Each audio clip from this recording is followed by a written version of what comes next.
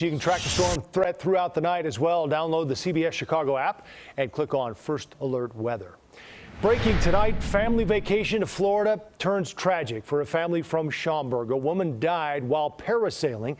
Two young boys were also hurt in the crash. CBS 2's Charlie Lamar live for us in Schaumburg tonight. Charlie? And Joe, good evening. Law enforcement in Florida releasing new information tonight, telling us that when the three went up in the air, almost instantly a huge gust of wind came through, filling that parasail up with wind, which police say can make it dangerous to operate the boat below. So the captain actually made the difficult decision to intentionally cut the line. All three dropped. They were dragged across the water until they eventually crashed into a bridge. Strong winds slammed this parasail into the old 7-mile bridge near Pigeon Key near Marathon. A Schaumburg mother identified as Supraja Alaparthi died in the crash.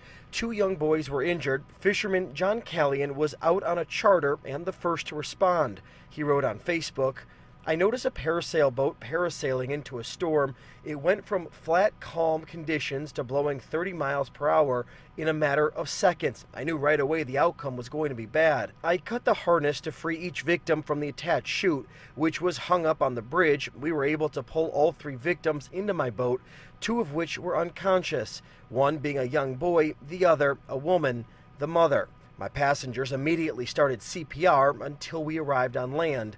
Tonight, we spoke to the fisherman's wife. I like to believe that, he's got a lot of pride that he's carrying, knowing that ultimately I think he saved one, if not two, young children's lives. So I think that outweighs the sorrow and the sadness. John brought the victims to the nearest restaurant for medical help. I think at the end of the day, he's very, very grateful that both children are, hopefully going to be around to tell the story. I think that's where the question is.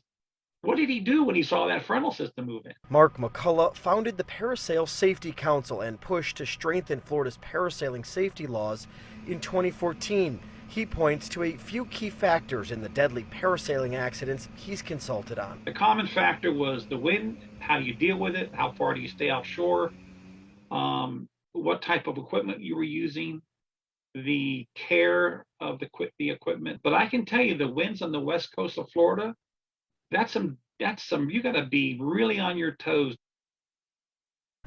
And we've also learned tonight that one of the young boys injured in the crash is the son of the victim. He has what's described as minor injuries. The other young boy is the nephew of the victim. His injuries were more severe and he was taken to a local hospital in Florida. We are live tonight in Schaumburg. Charlie Lamar, CBS 2 News. Joe? What an awful story, Charlie. Thank you very much. Live from Schaumburg for us.